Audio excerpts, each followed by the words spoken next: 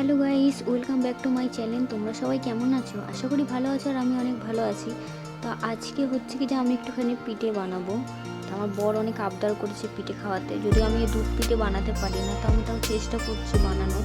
তো প্রথমে আমি একটুখানি চা খেয়ে নিই, চলো। তাই জন্য চা করার জন্য আমি একটুখানি জল নিয়ে নিয়েছি, চিনি, চা পাতা, দুধ, যা যা দেয় জানোই সবাই। তারপরে চাটা খেয়ে দিয়ে, চাটা এত গরম ছিল আমি খেতে পারছিলাম না।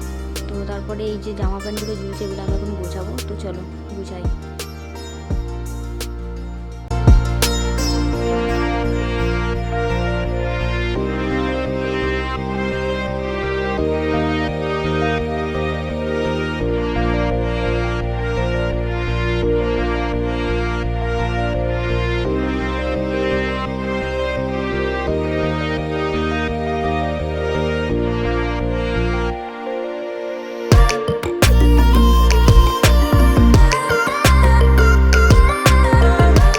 তো এই দেখো, আমার সব কিছু গোছানো কমপ্লিট। আর আমি হচ্ছে বৃহস্পতিবার পুজো দিয়েছিলাম, সেটা আমার ঘরের ঠাকুরটা দেখাচ্ছি। আলপনা দিয়েছিলাম, ধুনো দিয়েছিলাম, সব দিয়ে পুজো করেছিলাম।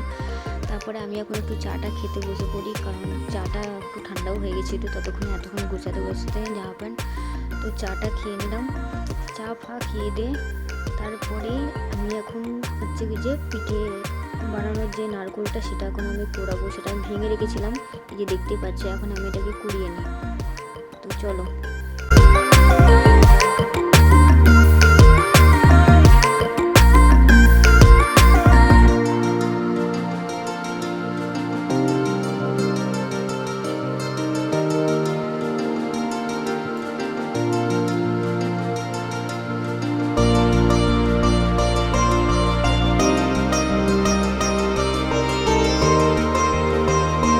দেখতেই পাচ্ছি এখানে আমার নারকোল কোড়া একদম কমপ্লিট হয়ে গেছে। এরপর আমি এটাকে হচ্ছে কি যে প্রথমে একটা কড়াই নিয়ে নিয়েছি।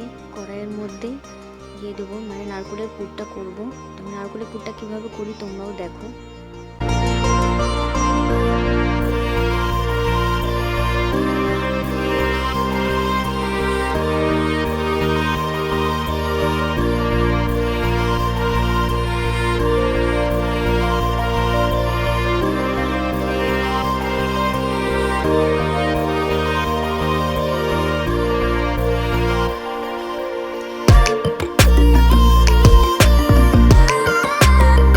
তো এরপর হচ্ছে কি যেমন নারকোলের পুর হয়ে গেছে, এখন আমি দুধ দেবো, কারণ দুধ পিঠে করবো, দুধটাকে ফোটাতে হবে। তো আমি সব কটা দুধ এখানে ভালো মতো ঢেলে নিচ্ছি। তারপরে হচ্ছে কি যে সামান্য একটু পরিমাণে জল দিয়ে দেবো।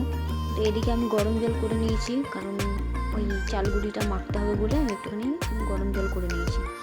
তো গরম জল করে নেওয়ার পরে আমি এখন পিঠেটা করবো, তাই জন্য চালগুড়ি প্রথমে নিয়ে নিচ্ছি।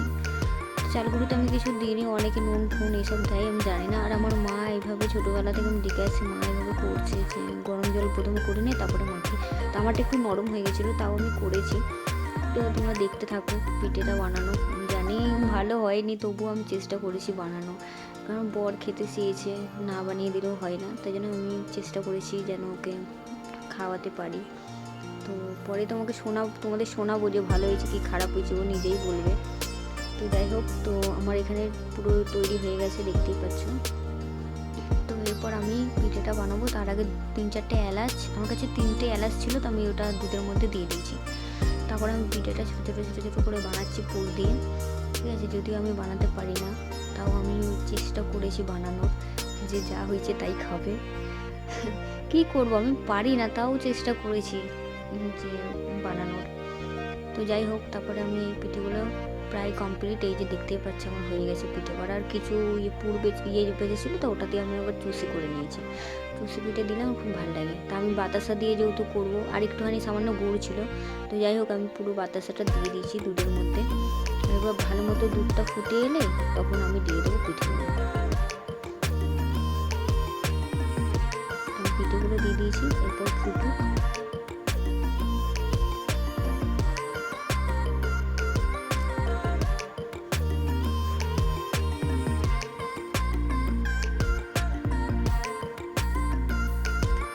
তো আমার দুধটা বেশ ভালোই ফুটে গেছে, দেখতেই পাচ্ছ এখানে দুধটা। তো দুধের মধ্যে আমি একটুখানি নারকেল কোড়া দিয়ে দিচ্ছি, এটা দিলে খুব ভালো লাগে খেতে, ওই কারণে আমি দিলাম উপর থেকে, আমার খুব ভালো লাগে, তো তাই জন্য দিলাম। আর এখানে আমাদের পুরো দুধ পিঠে কমপ্লিট। ঠিক আছে, মানে দুধ পুলি কমপ্লিট। তো যাই হোক, তারপরে আমি একটুখানি আমার বাপের বাড়ির জন্যে আর কি নিয়ে নিয়েছিলাম, যে ওখানে যাবো একটুখানি দিয়ে আসবো তাই। তো আর এটা আমার বরকে দিয়েছি, তো আমার বর খেয়ে বলুক কেমন হয়েছে, খেয়ে বলো যে কেমন হয়েছে, সেটাই বলো। তোমার জন্য আমি বানিয়েছি, তো তুমি বলবে না যে কেমন হয়েছে।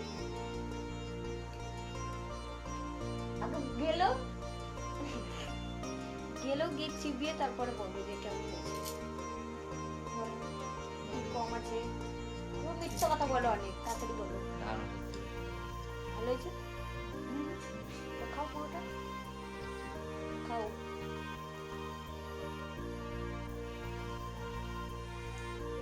হাম করে খাও দেখি। তোমরা তো শুনলেই ওর রিভিউ। তো যাই হোক, এখন লজ্জা পাচ্ছে, এখন খেতে চাইছে না। তো ভিডিওটা এই পর্যন্তই, টাটা।